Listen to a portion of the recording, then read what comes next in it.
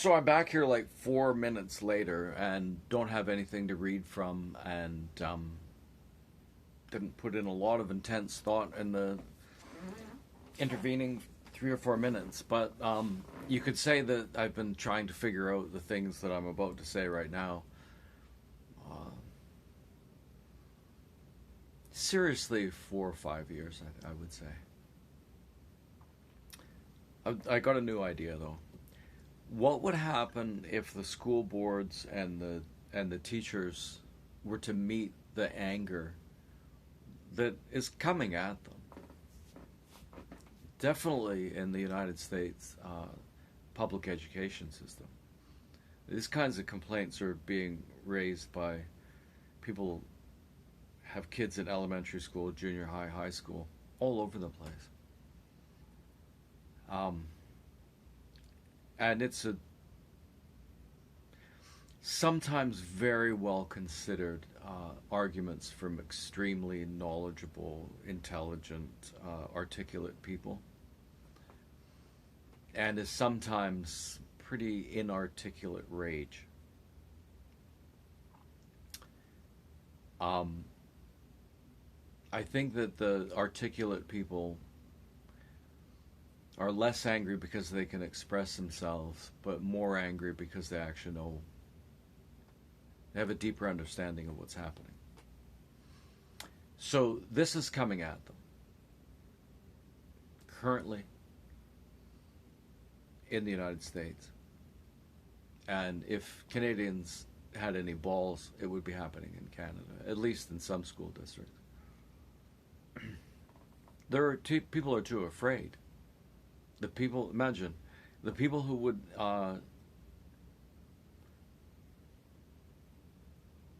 people who would push this on your kids are the same people who would intimidate you out of complaining about it.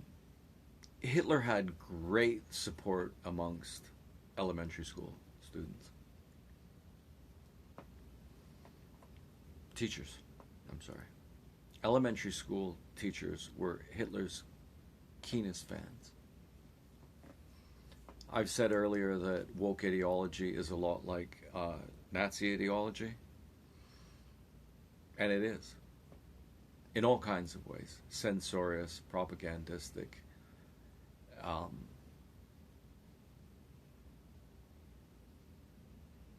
socialist. So people are justifiably angry about that. That's right. Isn't it kind of a Nazi point of view something that you'd respond to with in anger? The two things that distinguish Nazism from woke ideology are really important. One emphasizes masculine virtue, and one is so white supremacist that I don't think it really uh, defends white people. I don't think that it defends anything. They invented the Aryan race, wasn't that the thing? And you get Aryan extremists now. You hear them talk. Um, I don't know that that even exists. There's a Germanic people, but I don't think there's any such thing as Aryan. Not as the Nazis conceived of it, anyway. They had a kind of a mythological uh, understanding, I guess. What is this mythological understanding of where their people had come from that just didn't wasn't supported by the science. Um, so the white supremacy of the Nazis is its correlate in woke ideology is white inferiority that circles around to being white supremacy again. There's no more uh, woke ideology is the very pinnacle of white supremacy, and I'm going to explain that here. That's the one thing that I know I'm going to try to say in the next 10 minutes. Um, Fascism, and this is happening in China too. This is interesting.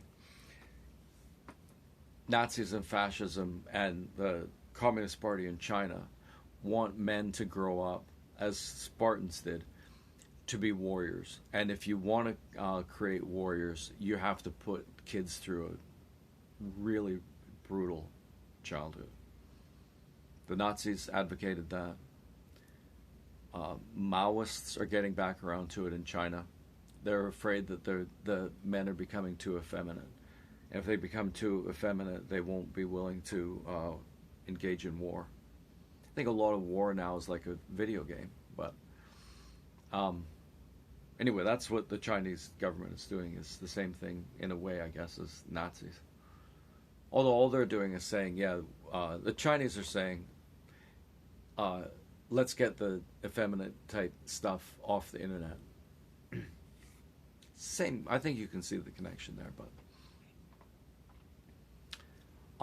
Nazis were nationalistic and Wokies are globalistic. So those are the differences. There's differences and there's similarities.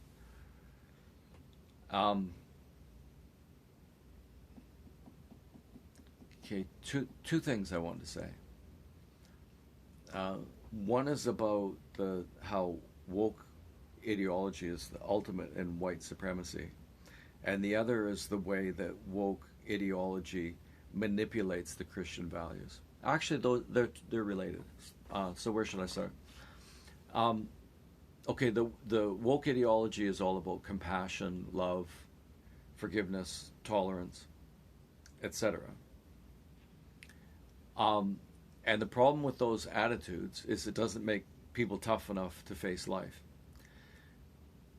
So is that an accident or is that the plan? Do they want a given amount of the population so weak and kind of useless that they depend on the government and will vote for whichever government will give them the most money? Or is it just kind of an accident? It's a mixture. So both things are happening. So you could say that wokies are the ultimate in Christian philosophy, I suppose, but that doesn't take you very long to look at it, and they're using it just to gain power for themselves. Making people weak so that they can exploit them for votes, make them dependent.